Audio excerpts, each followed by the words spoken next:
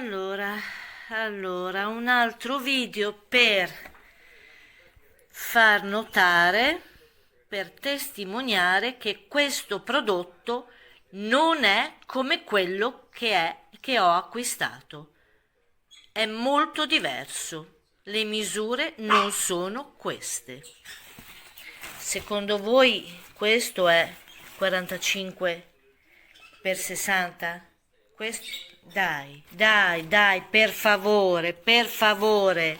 Come risolviamo la situazione?